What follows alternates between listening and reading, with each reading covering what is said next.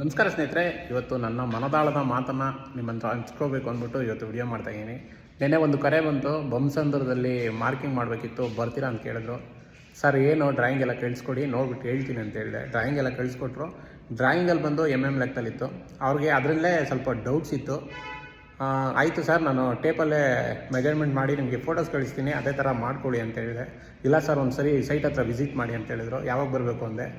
ನೀವು ನೋಡಿ ಸರ್ ಯಾವತ್ತು ಬರ್ತೀರಾ ಅಂತ ಹೇಳಿದ್ರು. ನಾನಿಲ್ಲ ಸೋಮವಾರ ಬರ್ತೀನಿ ಅಂತ ಹೇಳಿದೆ. ಸರಿ ಸರ್ ಬನ್ನಿ, ಆಯಿತು, ನಾವು ಮಂಗಳವಾರ ಕೆಲಸ ಸ್ಟಾರ್ಟ್ ಮಾಡೋದು ಅಂತ ಹೇಳಿದ್ರು. ಸರಿ ಅಂತ ನಾನು ಸೈಟ್ ಹತ್ರ ಹೋದೆ, ಮಾರ್ಕಿಂಗ್ ಎಲ್ಲ ಮಾಡಿದೆ.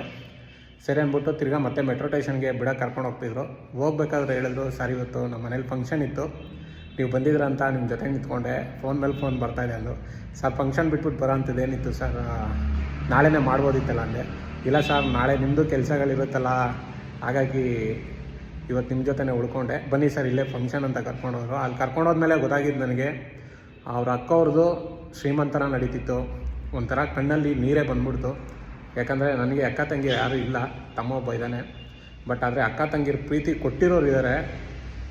ಆ ನೋವು, ಆ ದುಃಖ ಎಷ್ಟು ಅಂತ ಅದು ಹೇಳೋಕ್ಕಾಗಲ್ಲ. ಅದ್ರ ಜೊತೆಗೆ ನಾನು ಒಂದು ಟೈಮಲ್ಲಿ ಊಟಕ್ಕೋಸ್ಕರ ತುಂಬ ಅಲ್ದುಬಿಟ್ಟಿದ್ದೀನಿ. ಆವಾಗ ಕೆಲಸಗಳು ಸಿಗ್ತಾಯಿರಲಿಲ್ಲ, ಕೆಲಸ ಕೊಟ್ಟರು ಸರಿಗೆ ಪೇಮೆಂಟ್ ಕೊಡ್ತಾಯಿರಲಿಲ್ಲ. ಅವತ್ತು 15 ರೂಪಾಯಿ ಒಂದು ಊಟ ನಾನು ತಿನ್ನಬೇಕಾದ್ರೆ ಬಸವನಗುಡಿಲಿ 15 ರೂಪಾಯಿ ಕೊಟ್ಟರೆ ಅನ್ನ ಸಾಂಬಾರು ಸ್ವಲ್ಪ ಮೊಸರನ್ನ ಕೊಡೋರು. ಕೆಲಸಕ್ಕೆ ಹೋದ್ರೇ ಅವತ್ತು ಊಟ, ಇಲ್ಲಾಂದರೆ ಊಟ ಸಿಗ್ತಾಯಿರಲಿಲ್ಲ. ಇವತ್ತು ಆ ಫಂಕ್ಷನ್ಗೆ ಹೋಗಿ ಆ ಊಟ ಮಾಡ್ತಾಯಿದ್ದಾಗ ಒಂಥರ ಅನಿಸ್ಬಿಡ್ತು, ಏನಪ್ಪ ದೇವರು ಈ ಥರನೂ ಕೊಡ್ತಾನೆ, ಆ ಥರನೂ ಕೊಡ್ತಾನೆ. ಮನುಷ್ಯನ್ನ ಯಾವಾಗಲೂ ಸರಿ ಸಮಾನವಾಗಿ ಇಡಲ್ಲ. ಒಂದು ಸರಿ ಮೇಲೂ ಎತ್ತುತ್ತಾನೆ, ಒಂದು ಸರಿ ಕೆಳಗಡೆನೂ ಬೀಳಿಸ್ತಾನೆ, ಒಂದು ಸರಿ ದುಃಖನೂ ಕೊಡ್ತಾನೆ, ಅದಾದಮೇಲೆ ಸುಖನೂ ಕೊಡ್ತಾನೆ ಅನ್ನೋದಕ್ಕೆ. ಸುಮಾರಷ್ಟು ಫಂಕ್ಷನ್ಗಳಿಗೆ, ಈವೆಂಟ್ಗಳಿಗೆ ಹೋದಾಗ ಒಂಥರ ಖುಷಿ ಅನಿಸುತ್ತೆ. ಯಾಕಂದರೆ ನಮ್ಮ ಫ್ಯಾಮಿಲಿಗಳಲ್ಲೇ ನಮ್ಮನ್ನು ದೂರ ಇಟ್ಟಿದ್ರು. ಯಾಕಂದರೆ ಬಡತನ, ಹಾಕೊಳ್ಳೋಕೆ ಬಟ್ಟೆನೂ ಇರ್ತಲ್ಲ, ಗಲೀಜು ಥರ ಬರ್ತಾರೆ ಅಂತ ಯಾರೂ ಕರೀತಾ ಇರಲಿಲ್ಲ. ಅದಾದಮೇಲೆ ಯಾವಾಗಲೂ ಕೇಳ್ತಿದ್ದೆ ದೇವ್ರ ಹತ್ರ, ಯಾಕಪ್ಪ ನಮ್ಮನ್ನ ಹಿಂಗೇ ಇಟ್ಟಿದ್ಯಾ, ನಮ್ಮನ್ನು ಯಾವಾಗ ಈ ಥರ ನೋಡ್ತೀಯಾ ಅಂತೆಲ್ಲ ಕೇಳ್ಕೊತಿದ್ದೆ.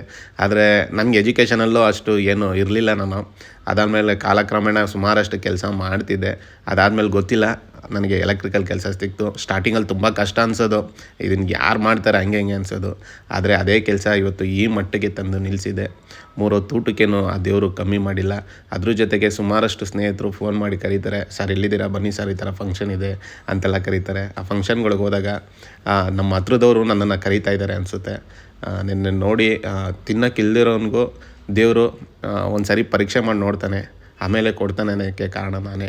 ಈ ಥರ ಸುಮಾರಷ್ಟು ಕಷ್ಟಗಳನ್ನ ನೀವು ಅನ್ಭೋಗ್ಸ್ ಬಂದಿದ್ರೆ ಕಮೆಂಟ್ ಮೂಲಕ ತಿಳಿಸಿ. ಹಾಗೆ ಈ ವಿಡಿಯೋ ಇಷ್ಟ ಆಗಿದ್ರೆ ಲೈಕ್ ಮಾಡಿ, ಶೇರ್ ಮಾಡಿ, ಕಮೆಂಟ್ ಮಾಡಿ, ಮರಿದಿರ ಫಾಲೋ ಮಾಡಿ.